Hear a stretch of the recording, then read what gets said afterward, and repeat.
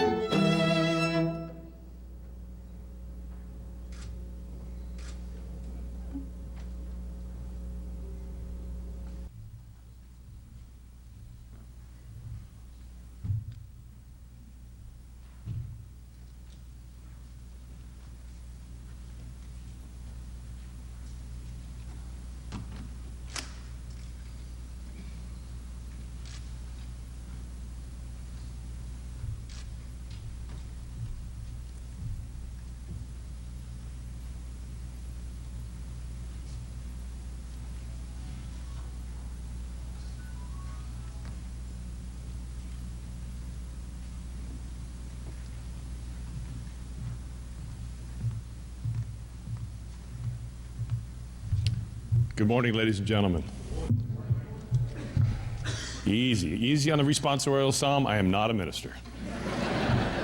My name is Jerry Sandusky, and it is my great pleasure to be your host today as we celebrate the life of Ron Smith.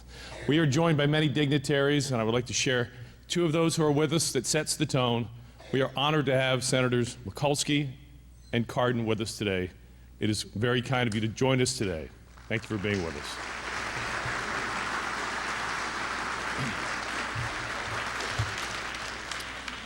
But we are equally honored to have those of us here today who Ron never met in person, because that was the beauty of Ron Smith. He was honored by the high, he was loved by the humble, and he touched all of us in between that broad spectrum. I first met Ron Smith back in 1988. I arrived at BAL as a young man who knew nothing about broadcasting. And I figured out in a hurry, if I was going to last in this building, in this business, I better find somebody who knew what they were doing. Over the last 24 years, there has never been anyone who I watched more closely and listened to more carefully than Ron Smith. Today, I use the word celebration for one very, very important reason. A woman who I think highly of told me to. June Smith, Mrs. Reason. We visited backstage. She said, "Sandusky, I have marching orders for you. There's no tears in baseball, nothing maudlin. And let's go big or go home." That's how Ron would play it. Ron left us three wishes. He said, "Don't pity me. Don't pity that I had a terrible fight with cancer at the end of my life. Don't mourn me while I'm living. Don't mourn me while I'm gone. And don't miss me. I promise you, I will deliver on the first two today, but I fear we will all fail on that third count forever." Ron Smith was insightful, intelligent, engaging, articulate, loquacious. But we're not here to canonize Ron, because Ron was also enraging, maddening, outrageous, outlandish, opinionated, but he was also the voice of reason. And whether you agreed with Ron or disagreed with Ron, whether you thought he was spot on or completely off base, he held your attention. And that's because Ron was not only a brilliant speaker, he was a gifted listener. And those of us who make our living in communication know how rare that marriage of skills really is. We are also joined today, as it would be fitting, by listeners on WBAL and viewers on WBAL+. And we welcome you all. And if you're driving on the Beltway or sitting at your office, sitting at home, know that I share the same sentiment you have right now. I wish it were Ron's voice that I were hearing. And we will all hear that voice for days and years to come. I know I will carry it with me as the Ravens make their march to the Super Bowl. So many conversations I had with Ron about the Ravens. And it was in those conversations that I realized the enormous depth of the man. Look, when I talk to politics with Ron Smith, I expect he would know more than me. If I talk money with Ron Smith, I expect he would know more than me. If I talk geography, history, military strategy, I expect he would know more than me. Every conversation I had with Ron about the Ravens, I would leave the room thinking, damn, I better research that. I have no idea. He invariably would know more about it than me. That was the magic of Ron Smith. We have 5 speakers today, all who had a different relationship with Ron at different points in his life. And as you weave together their comments, you will gain the tapestry of the life that we celebrate today. Before we get to our speakers, I want to share with you a passage that I came across. It's one of my favorite passages on the topic of success. It was written by the author James Michener decades ago, and yet it could have just as easily been written 5 weeks ago to describe the life of Ron Smith. For this is the journey that men make to find themselves. If they fail in this, it doesn't matter much what else they find. Money, position, fame, many loves, revenge are all of little consequence. And when the tickets are collected at the end of the ride, they are tossed in the bin marked failure. But if a man happens to find himself, if he knows what he can be depended upon to do, the limits of his courage, the positions from which he will no longer retreat, the degree to which he will surrender his heart to a woman, in this case, June, the secret reservoirs of his determination, the extent of his dedication, the depth of his feeling for beauty and honesty, then he has found a mansion which he can inhabit with dignity all the days of his life. Wasn't that Ron Smith? Our first speaker today is Dr. Bill Howard. Bill is the senior physician at the Arnold Palmer Sports Health Center at Union Memorial Hospital. And I can hear Ron's voice right now saying, Sandusky, that sounds like a promo in a Ravens broadcast.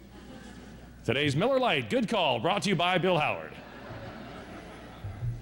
Ron and Bill met in 1989 at GBMC when Bill removed Ron's gallbladder.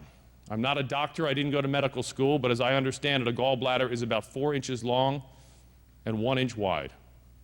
How ironic that something so small would be the catalyst for a friendship so large.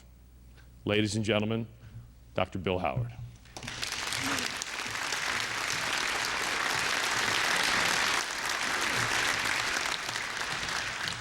Thank you.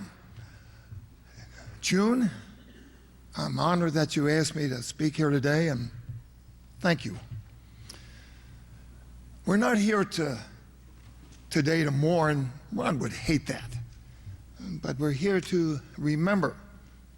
Memories last forever. And I remember the shows when I was on with Ron. On the commercial breaks, we would wander outside and talk. And I would tell Ron stories. Sometimes I thought amusing stories. And Ron was always polite. He would smile and maybe chuckle, but he was no hypocrite. If they were bad stories, they got what they deserved. But I remember once, I told a story and I got the full Ron. He started to laugh. His eyes squinched up. He leaned on the table. And then the laugh morphed into a full cackle.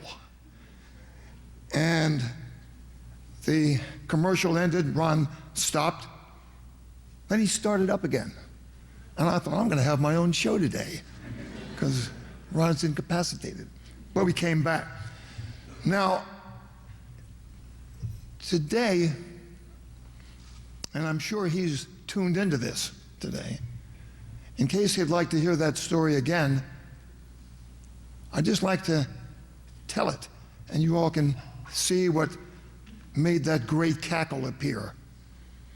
And a friend of mine in Harford County, whom I will call Charles, died at a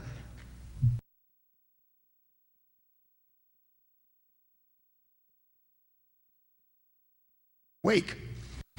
Charles was from North Carolina, came up to Harford County, became a plumber, made a ton of money, built a nice, excuse me, nice house, as if he was an old country boy. He liked to work in the lawn and the garden. Life was good. The only problem was the neighbor dog. Came over, dug up his grass, messed up his flowers, drove him nuts. One day at breakfast, Charles was eating, looked out, saw the dog in the flower bed, rooting up the flowers. That's it, he says. He jumped up, says, I'm going to kill the dog, going to kill the dog. Wife says, no, Charles, leave the dog alone. He said, I'll talk to the neighbors. Kid said, Daddy, we'll run the dog off. You just relax. He sat down again. Next morning, looked out the window. There was the dog pooping in the grass. That was it. Jumped up, grabbed his shotgun out of the corner, ran out the door, and the dog saw him coming. Boogity, boogity, boogity, down the driveway he went. Charles in hot pursuit. Dog got to the end of the driveway, picked up the shotgun, boom! Dog ran across the driveway. Blap! Got hit by a car. Dog here, dog there, dog everywhere. Guy stopped the car, jumped out. There's Charles holding a smoking shotgun. He said, sorry, he said, I tried to stop it, did my best. Dog ran out in front of me, couldn't do anything, did everything I could. Didn't mean to hit your dog. Yeah, well, he sure was a good old dog. Guy said, would $50 make it right? Yeah, I guess that'd just about do it. He went back up to the house, said to his wife, best day of my life. And I think if we all listen closely, we can hear that chuckle even now. Thank you all.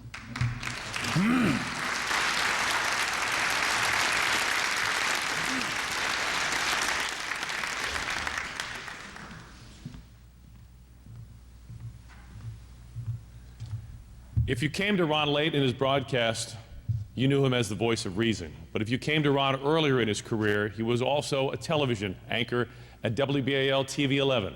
And if you will turn your attention to the video screen behind me, we'd like to share some of the video and audio highlights of the magnificent career of Ron Smith.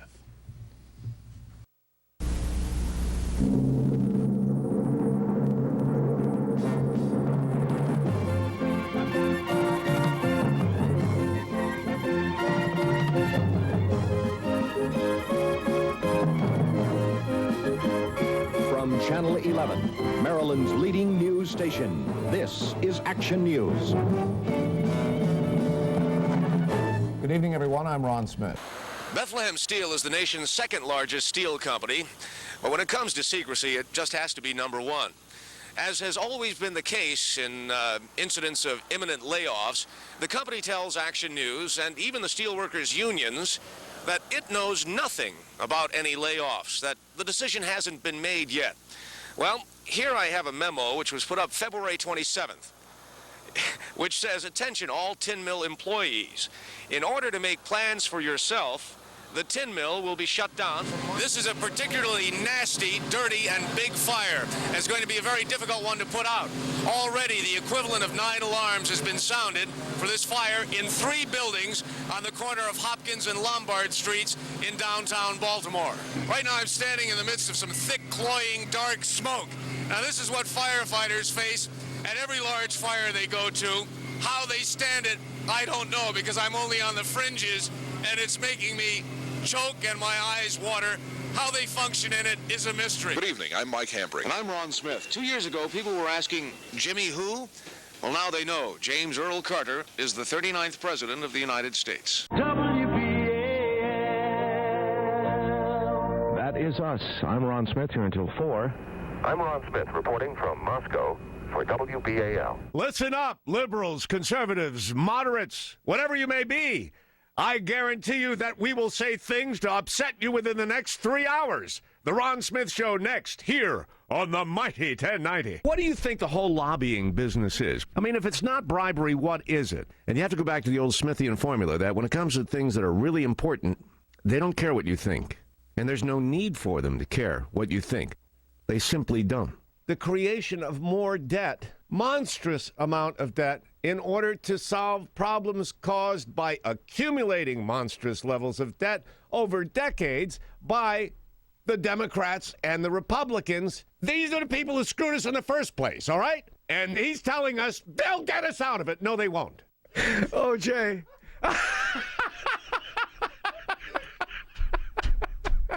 OJ. OJ. Oh, you can't say that OJ's not the sharpest knife in the drawer. I'll tell you that right now. I mean, I even get tired myself of pessimism, or what some people would call cynicism, what I call the observation of reality. All right?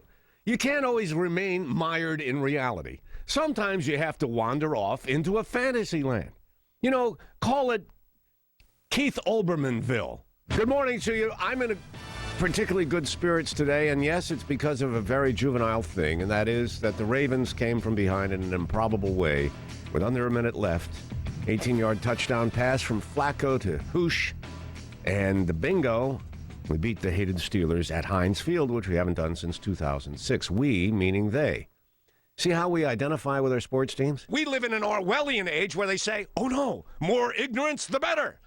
The better we can control you. All right, let's just give you a lot of whooshwa, a lot of boo-wah, a lot of wah-wah, and we'll pretend it's the truth. And you won't know any better. And if you go to some place that'll tell you better, we'll make sure you can't get to it, at least not on business time. Oh, man. One of the things that I always pride myself on is being as honest as possible with the people who listen to me about what I think, about what I'm experiencing. People have listened to me for years, know an awful lot about me and my family. And this is part of the journey. And, you know, I've already gotten so many emails from people. It's an outpouring of love and concern. So that's a pretty fortunate thing to get, don't you think?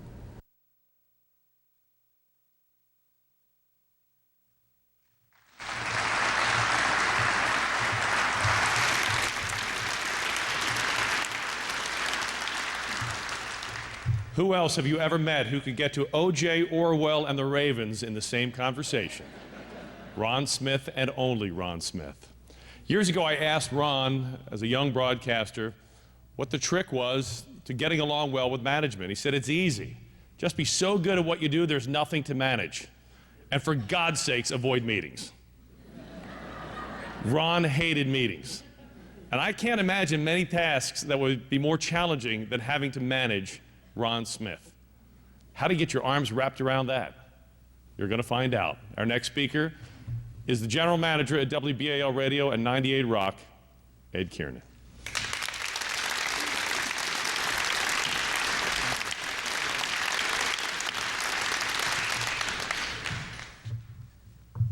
It was my final meeting with Ron at his home, and it was time to go. And he was in a very weakened state, and as we said goodbye to each other, and this was a real goodbye, I hugged him, I kissed him on the cheek, and he whispered something in my ear, which I'm going to tell you about in a minute. But in that visit with Ron, I had the opportunity to really find out how it all got started, because I've only been at BAL for 21 years, and I wasn't aware of how he actually wound up at WBAL Radio, and I thought I would tell you the story today. He was at Legg Mason after his great career at Channel 11. and he was not a happy camper. And one day, the late and great Al Sanders came over to Legg Mason to do a live shot in television. And Ron saw all these people at Legg Mason just fawning over Al Sanders. And he said to himself, I'm a performer. I got to get back. I got to get back on radio or television. And thanks to the wisdom of our general manager at the time, David Barrett, and the programming executive at the time, Jeffrey Beauchamp, they gave Ron an opportunity. And when I say they gave him an opportunity, Ron did what a lot of great talk show hosts have had to go through to become great talk show hosts.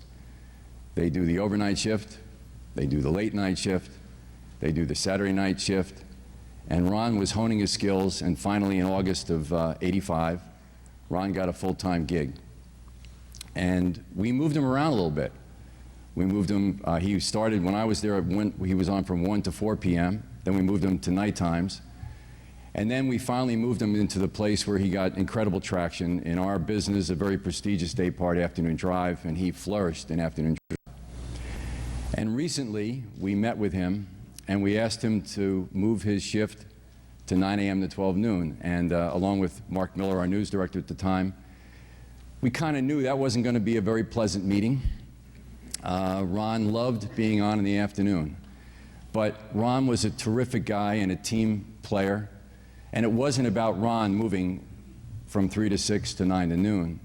It was about how it was going to disrupt his audience. And with Ron, it was always about his audience. He wanted to please his audience. He was loyal to his audience, and his audience meant so much to him. And, you know, the punchline on this is we did move Ron to 9 a.m. to 12 noon.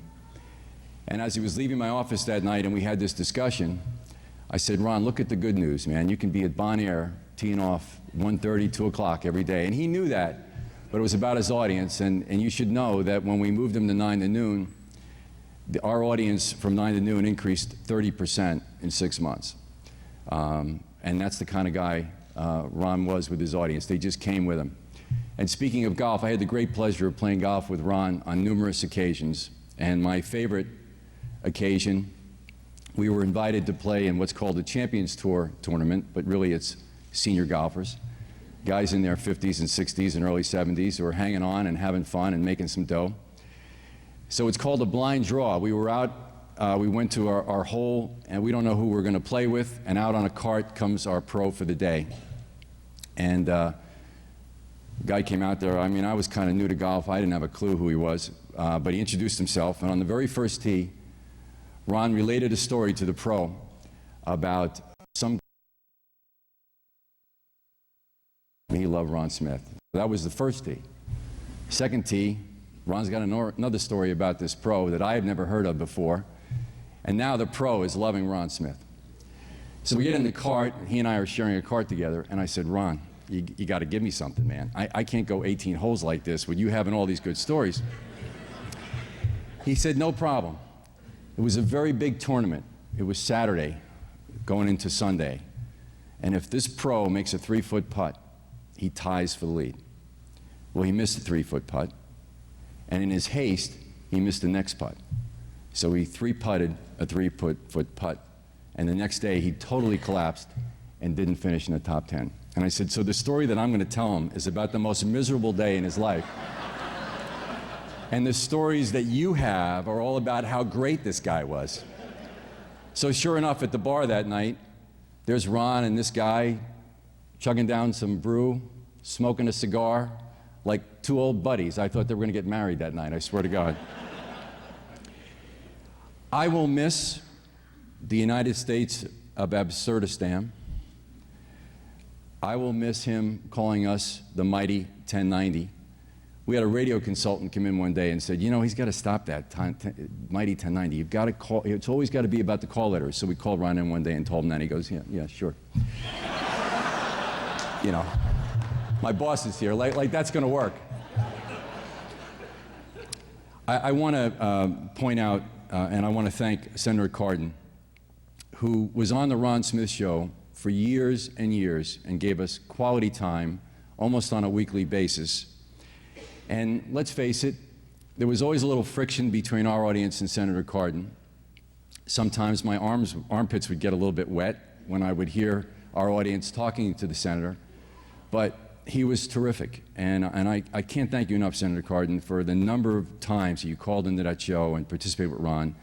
And I want you to know how much he appreciated his friendship with you, and at the very end, the love and affection and letters and calls, it meant so much to him. You know, the thing about Ron, and the thing that you can't teach in our business is a thing called show preparation. We call it show prep. There was no one, as you know, better prepared, as Jerry said, to talk about pretty much anything. And I always wanted to kind of strip open the top of his head and see what was in there. I had a feeling there was just a lot of organized cabinets and files. And I don't know about you, but I've had a delete button working a lot on my brain. I've deleted a lot of files, and the files I remember I'd like to delete. But that wasn't the case with Ron. He could reach back and really recall anything, and that was his great word. I recall. Well, he really did recall. I think he was incredibly touched by the number of people who basically said, I did not always agree with you, but you made me think. And that meant so much to him during my visits with him at the end. I'd like to thank the Smith family. We asked June and Ron if we could do something like this today, and they agreed to do it, and then they planned it and told me what to do. And as I always did with Ron, I did what I was told. So I hugged him, and I kissed him on the cheek, and he said to me, he whispered in my ear, "Go Ravens."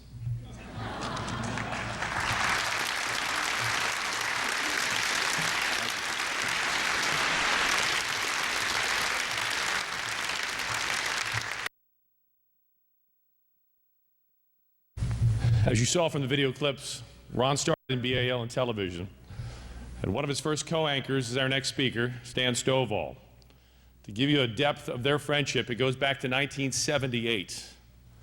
For those of you not old enough to remember, 1978, Jimmy Carter was president. Gas cost 63 cents a gallon. Saturday Night Fever was in the theaters. Happy Days was the top-ranked TV show. Stan Stovall and Ron were co-anchors on WBAL TV 11.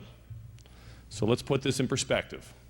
This friendship has outlasted cheap gas, Ron's least favorite president, John Travolta movies, and the Fonz. That is a friendship that has some credibility. Ladies and gentlemen, Stan Stovall.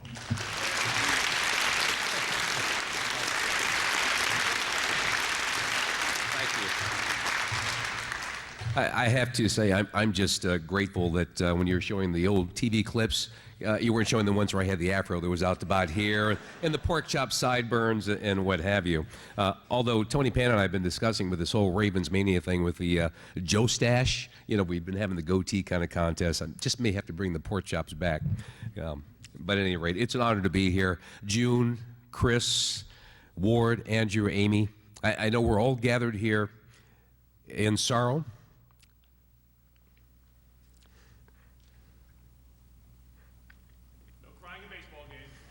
You're right. You reminded me of that. But I promise this is going to be a Festivus of Ron. This is a celebration of his life and joy and happiness that he brought to a lot of us, for me, for 34 years.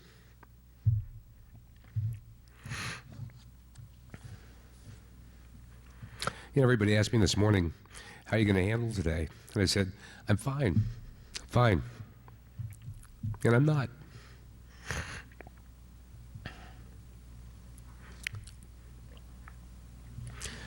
Ron was a very, very special person.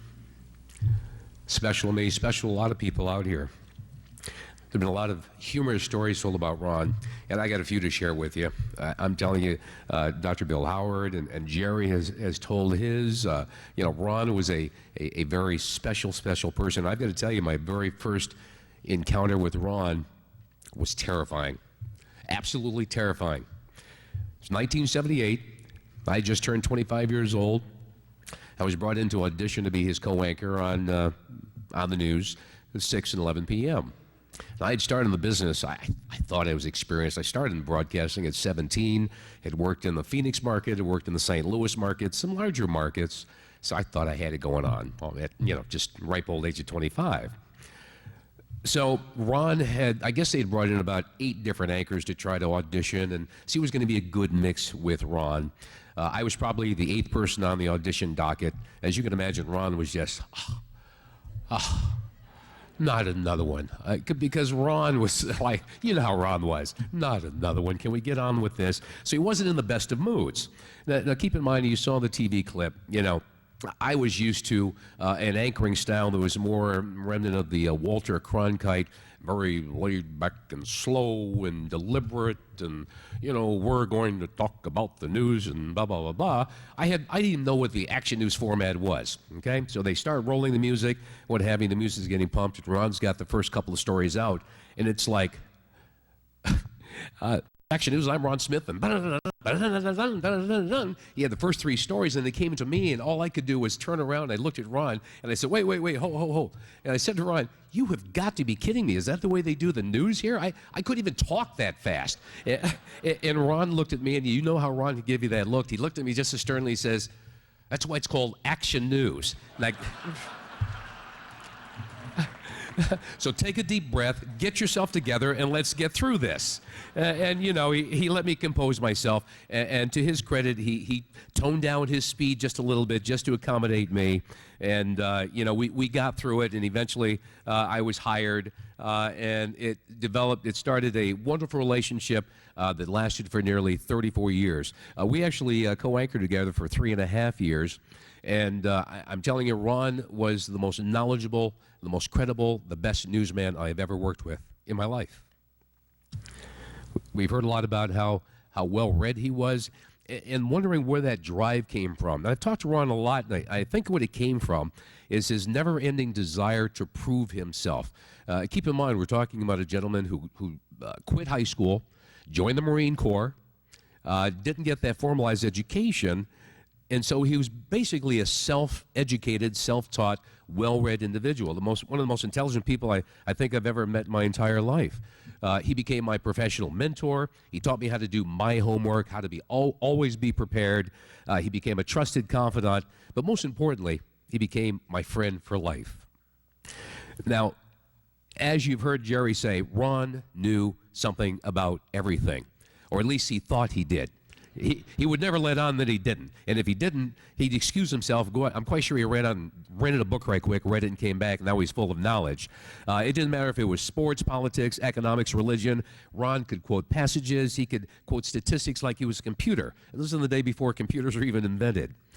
But what I'm going to miss most about Ron are the conversations, the long conversations about the meaning of life, the wisdom, the knowledge he bestowed upon all of us who are fortunate enough to be a part of his inner circle. But what I'm going to miss the most, and you heard a little bit about this today already, is the laughter. Ron knew how to laugh. He knew how to have a good time. Now, Ron, one of the little known facts about Ron that some of you may not know, Ron took everything that he did so seriously. He just completely threw himself into it. And one of those things that he threw himself into, once I came on board and he found out that I was a competitive bodybuilder, he wanted to get in shape, and he says, hey, can I join you for some workouts? And I said, well, sure, no problem. So we became training partners. He was one of the best training partners I ever had because, like everything that he does, he threw himself into it. He read every muscle book he could get his hands on. He watched Pumping Iron and Stay Hungry. I mean, he just, that's Ron. That's Ron. He loved it. He was fascinated about the whole physical culture thing. It transformed his body. He became very confident because, up to this point, maybe a lot of us in broadcasting, we lack a little bit in self-confidence. We may not project it on the air, but we all may be lacking a little in self-confidence because, we all figure, well, the change of management, you could be out the door. And Ron was sort of starting to feel that, basically. And as was mentioned, he left TV after about 3.5 years of us working together and went into the stock brokerage business. Matter of fact, I became his very first client. He hated it. He hated it. As you heard mentioned, Ron wanted and needed to be in front of the camera. He needed to demonstrate what an intelligent, thoughtful, provocative person that he was, and he truly was. But this whole weightlifting thing, it really changed his persona. He became very confident. In the process, I was talking to Dr. Bill Howard. He also got very big, he got very strong, and sometimes he became overly aggressive. I'm going to share one little story with you. You're going to love this. During contest preparation time, we used to train at a place called the Body Shop out in Dundalk. Just a diehard muscle dungeon kind of, iron, none of the, shishi foo-foo kind of piped-in music, carpeting, what have you. I mean, it was just really, but most of the competitive bodybuilders in this area trained at this gym. So that's where we would train when I was like 12 weeks out from a contest. Well, one day the gym owner calls us and he says, hey, look, keep this under your hat. But Lou Ferrigno, three-time Mr. Universe and now TV's Incredible Hulk, was in town. He wanted to train at the best gym in town. He called this gym owner and said, I want to train at your gym. Now, this owner said, but here's the deal. I know it's a Sunday morning. I know it's a regular training day for you, but Lou wants the gym to himself. He doesn't want no members, no cameras, no pictures, doesn't want to be bothered. Just Lou wants the gym to himself. Well, the gym owner was a little embarrassed to say, you guys can't come. So he said, make me a deal. No cameras, no pictures. I'm going to let you guys come and train, but keep in mind, Lou just wants to be left alone. So we go to the gym. We walk in. Lou's already in there, and he's doing his thing. And Ron and I were trying to be outgoing and friendly. We walk up. Hey, Lou, how are you? We both extend our hand like this. Lou Ferrigno grunted at us, refused to shake our hands, and walked off. Right. So for the next 2.5 hours, there's just the three of us in this gym. We're walking past each other, and we're training and what have you. And, Now, Ron, if you know him really well, Ron doesn't like to be ignored. Ron doesn't like to be dismissed, especially when he knew that he had far superior intellect. So, yeah, you know Ron, right? Okay. So, he's starting to get worked up. I can see him getting red in the jaws and what have you, and his jaws are getting tight and what have you. And I'm saying, Ron, calm down. You're just going to grab a workout.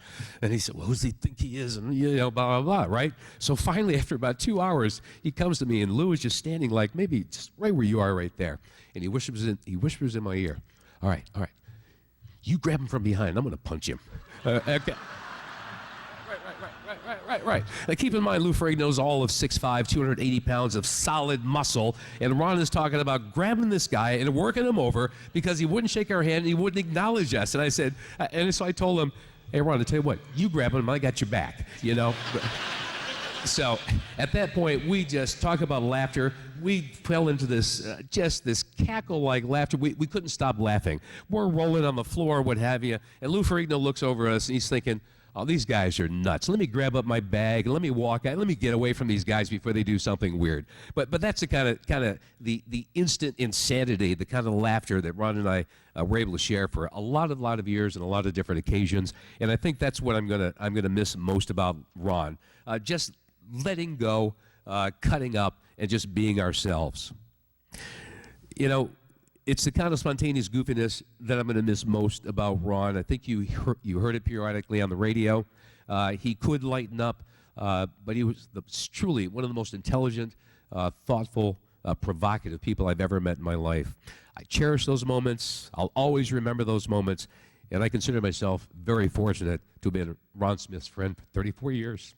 Thank you.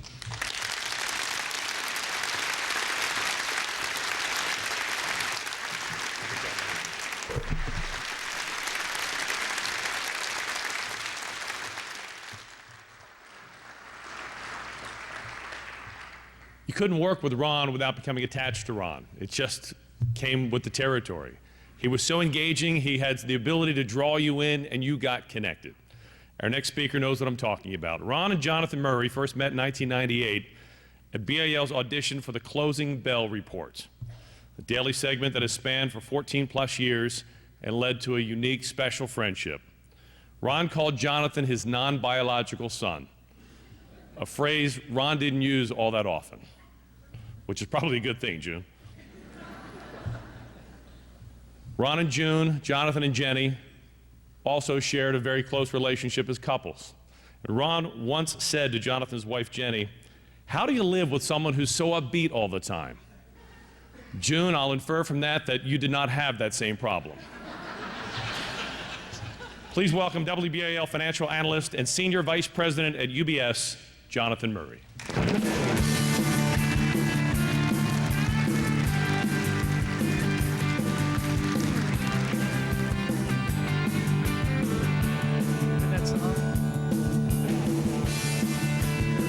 Remember that? Wow, what a lead. I asked Mike Welbrock to play that music for us because for many of you, that was the signal that Ron's show was about to begin. You'd be driving in the Beltway, you'd hear that music and turn off your cell phone, turn back to the kids and say, hey, be quiet down there, and you turn up the volume. And Mike found it. By the way, Mike Welbrock. Mike, are you there? Raise your hand, Mike. Mike made all of this happen.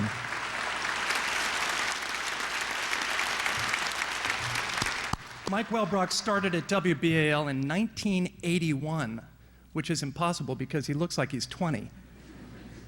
June likes to say that she and Ron found Mike in a little basket on the Jones Falls and brought him up to TV Hill, and the rest was history. So yeah, coming out of the news at the top of the hour, you'd hear that guitar riff leading into Ron's show, and it was kind of like Pavlovian conditioning. You couldn't wait to hear what Ron was going to rant about, right? That must have been nice to have looked forward to that, because whenever I heard that music at 4:05 every single day, I was absolutely petrified. My stomach was churning, my leg would be jiggling, my throat would get so dry that Ron's producer, Ryan Bogash, would whisper into my headset, think of eating pickles. Pickles. Try that sometime if your throat gets dry, it's interesting. I was nervous because I had absolutely no idea what Ron was going to talk to me about, what he was going to throw at me that day. You know, I just wanted to say what the Dow did, and maybe that McCormick Spices raised its dividend by 2 pennies. And the next thing you know, I'm having to defend the entire free market capitalist system against the massive printing presses in Washington, and they want to control you. And I'd say, yeah, but, you know, Ron, don't you like Procter & Gamble at 11 times earnings with a 4% dividend yield? Back then, I associated Ron, kind of what Stan was saying, as a big, strong Marine, and he also had his DNA making him tough. He was a proud, strong, Midwestern Norwegian who tended to keep his warm and fuzzies kind of to himself. You've heard Ron mention his Danish grandfather, in fact, who loved his wife so much he almost told her. So, June, you're an amazing woman. So for me in those early days, Ron was intimidating. He had an encyclopedic mind and a razor tongue, but as the years went on, and we spent every single afternoon together, to say nothing of the countless dinners with June and Jenny, I discovered that Ron was really just a big, really smart Oreo cookie. He was hard and crunchy on the outside and warm and soft on the inside, and that inside was absolutely filled with love. And I'm going to take the last 2 minutes and just talk a little bit about that love. He had love for his sons, for his ravens, certainly. You heard Jerry talking about that. For his friends, and don't forget his pets. Ron loved his pets, especially his dog. Sometimes I thought that Ron loved pets more than people, but nowhere was that love more apparent than watching him with his beautiful wife, June. He said that the two of them would wake up every single morning, look at each other, and laugh. June made Ron smile even at the very end. Humor sustained them. And to witness her strength, her grace, her dignity, her selfless love, knowing that every tick of the clock meant one step closer to the inevitable, it was extraordinary. For 9 weeks from his diagnosis to his passing, June got out of the house for a total of 6 hours.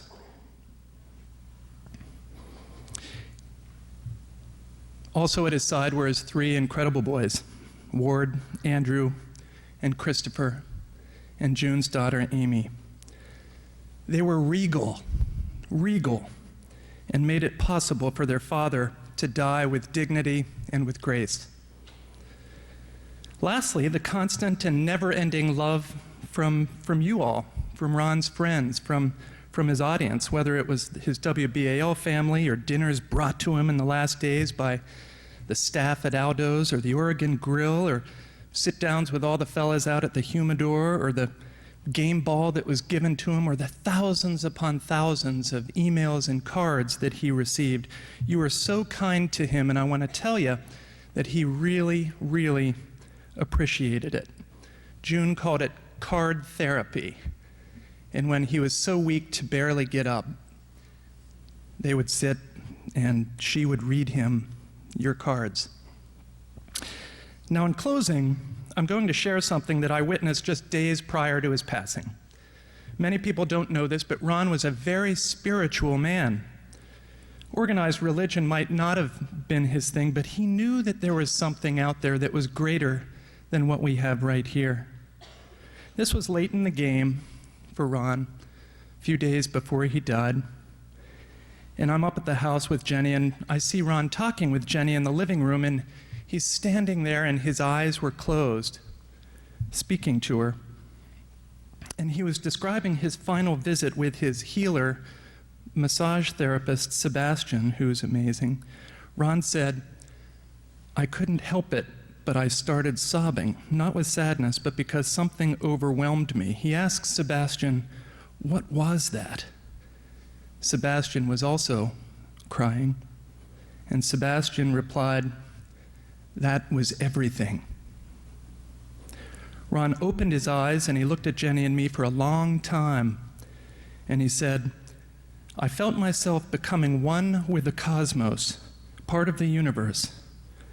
Then he looked at us and said, "When the lights go out, I think everything's going to be okay." He paused, smiled faintly, and said again, "Everything's going to be okay."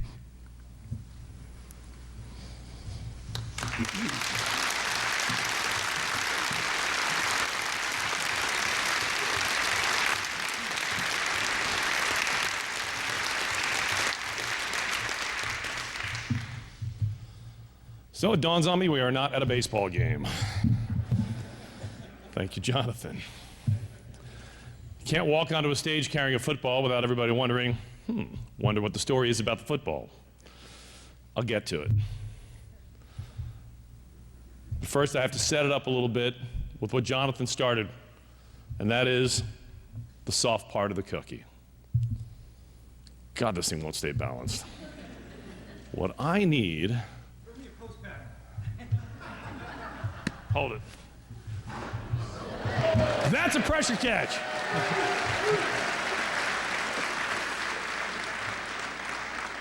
When I need that, you have to throw it back to me. Good man. Whew, we needed that. Ron was certainly balanced, and so I have to be as well. I introduced our two Democrat senators, our fine senators. I must also say, we're honored to have our former Republican Governor, Bob Ehrlich, with us here today as well.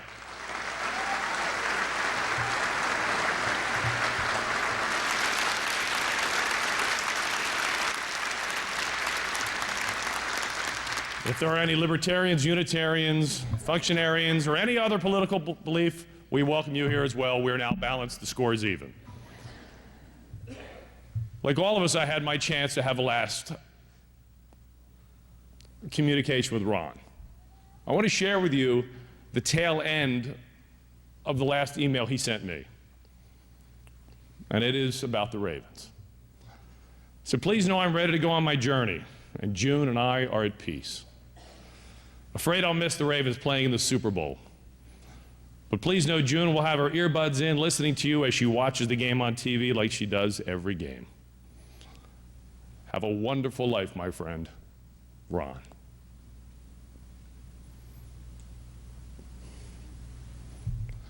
That was just prior to week 13. The Ravens were traveling to Cleveland. I don't know about you, but there have not been many times in my life where I had a significant trip to Cleveland. But this week I did. You see, the day prior to that trip, on Ron's 70th birthday, Jonathan arranged for Ron to talk with John Harbaugh by phone.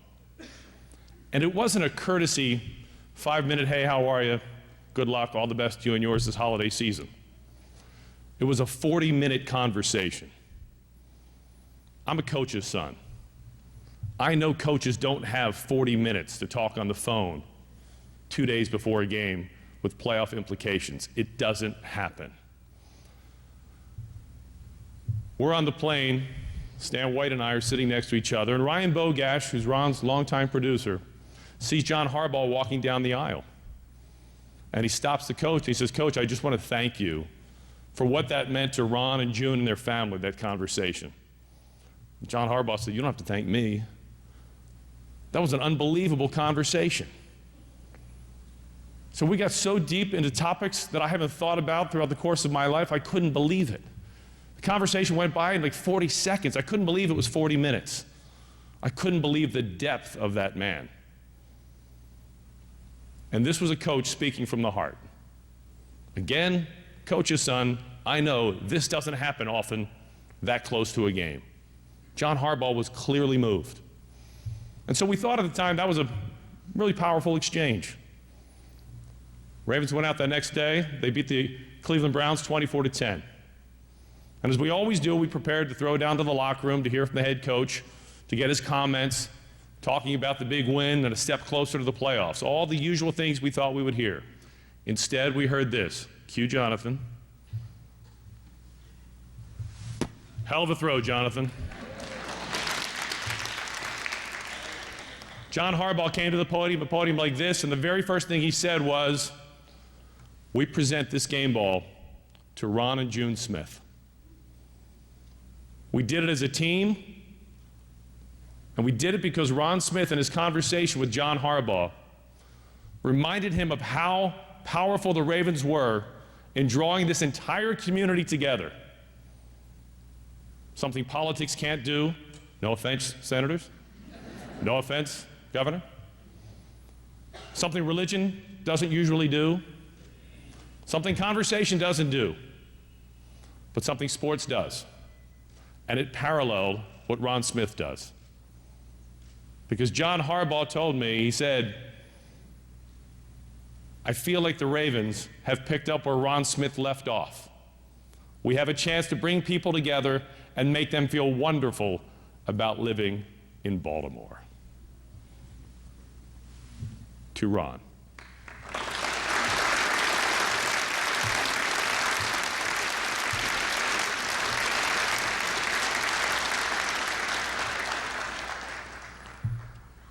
Ron passed 2 weeks later, the day after the Ravens lost to the San Diego Chargers. When Stan and I got on the bus after that Chargers loss, we both looked at each other and said the exact same thing at the exact same time. God, I hope that's not the last Ravens game Ron ever gets to see. But June, I would like to point out to you, in the power that is Ron Smith, that's the last time the Ravens have lost. And with a little luck, and with Ron's influence, that will be the last time the Ravens lose this season.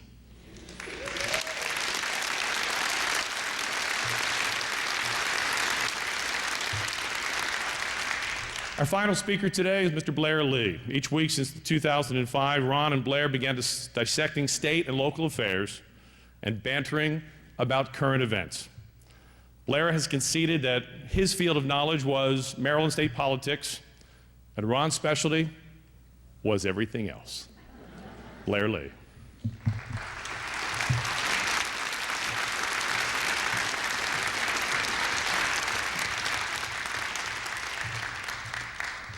Thank you. Ron Smith and I became good friends 6 months before we ever met. And you wonder, how is that possible? The answer is through the marvel and the miracle of modern technology. In 2005, an executive from WBAL Radio called me and said, "How would you like to be on the Ron Smith Show every week for 1 hour talking about Maryland politics and government?" I said, "That's great, but I live in Silver Spring. I work in Silver Spring. I can't schlep up to Baltimore to be with Ron for an hour." And they said, "Don't worry, we're going to send Ryan Bogash down to your office with an ISDN, which turns out to be a black magic box full of electronics with a headset, and it gives you studio quality sound in your office." So for 6 years, I sat in Silver Spring and Ron sat in Baltimore pretending that we were in the same studio together. When I finally met Ron Smith, it was, of course, on a golf course. Over the years, we found out that we shared a passion for golf, and one day he said to me, "Come play golf at my course, my club." So I jumped on I-83 and drove across the Maryland line to Pennsylvania, got lost in Shrewsbury, finally found the Bon Air Country Club, and met Ron Smith in the parking lot. And they say that if you want to know somebody, if you want a window into their soul, play golf with them. And I have found it's very, very true. I'm glad to report that Ron Smith was the same stand-up guy on a golf course that he was on the air and that he was in life. Very competitive, very, very competitive, but very courteous, honest. He would not cheat. He was above that. And I never heard Ron Smith utter a curse word. How many golfers can say that? But most of all, Ron Smith was fun to be with. If you think Ron Smith was candid and politically incorrect on the air, you should have heard Ron Smith in a golf cart. We would get in that golf cart and go across hill and dale, yakety, yakety, yakety, yakety for 18 holes, talking about everything under the sun. Now, ironically, Ron Smith's career at WBAL Radio began in August of 1986, exactly 2 months before I began to write a weekly column in the Journal newspapers and then later on the Gazette newspapers. For Ron, or for me, it was a hobby. For Ron, it was a career and a calling. So I have no illusions, but I do feel qualified to stand here today and tell you how difficult it is to do what Ron did. To build a vast audience and keep that audience is almost impossible, but Ron did it, and did it well. And he did it this way. He understood that time is a precious commodity, and that his listeners were paying him something of value. They were giving him their time. I mean, look at the English language, how we treat time. We say time is money. We say penny for your thoughts. We say we're going to pay you attention. We're going to spend time with you. Time is a precious commodity. Ron understood that, and he understood perfectly that if you want to be in the media, if you want to build and keep an audience, you have to take the time that people pay you and give them back something of greater value. And that's what he did. The time that people spent with him, they got a return on that far exceeded their value. Now, Ron did it in 4 ways. First of all, listening to Ron was worthwhile because you got information. As has been said before, he was a high school dropout. He never got a high school degree, and yet he had the ability to collect information, store information, and dial up information at his fingertips at will.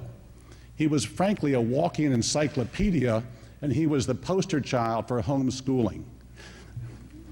If you listened to Ron, you got information, valuable information that made your time worthwhile. The second thing that Ron gave us was perspective. So it's not just what happened, but why things happen. Ron gave us valuable perspective. He was able to connect events and say, this is why things are happening. He would connect it to historical events. He would say how the future is going to play out. He gave us valuable perspective, and not the obvious perspective that we could draw for ourselves. You listen to somebody else because they give you a perspective that you couldn't figure out for yourself. And Ron did that. Thirdly, Ron was entertaining. He had a wry sense of humor that bordered on wicked, and he was actually quite funny, on the air and off the air, I can tell you. But more than that, he had a certain intellectual curiosity. He understood that he was in the intellectual entertainment business. People tuned in to Ron Smith to hear what he was all about that day, but most of all, they were curious to see if Ron Smith could make a case and defend it and build it against his callers or against his guests. It was almost like he was a litigator and his audience was the jury. And every day they would listen to Ron make the case for his position and see if he could really make that case well. Almost like watching a guy on a high wire. Can he make it the whole way across without falling? That was intellectual entertainment. And finally, what we got from Ron was integrity. Ron's listeners understood instinctively that this was a man in search of truth, intellectual honesty. He was willing to follow the evidence to the conclusion that the evidence led to. He was not guided by dogma or ideology. He was guided by a true search for truth. His answers were honest, and if it offended the station or his callers, or if it offended his audience or his guest, he didn't care. He defended his integrity jealously, and how many of us can say that we went through life without compromising our integrity? Ron Smith did that. I'm not sure about you, but every now and then I find myself saying, I wonder what's on Ron Smith's mind today. And then I remind myself, Ron's gone. It also reminds me, though, of how many lives Ron touched, how many people admired him, how many people trusted him. And it reminds me how much we have lost a valuable friend and a valuable leader. It reminds me that Ron had a tremendous gift, and he knew he was gifted. He knew he was smarter than most people, but he never ever thought he was better than most people.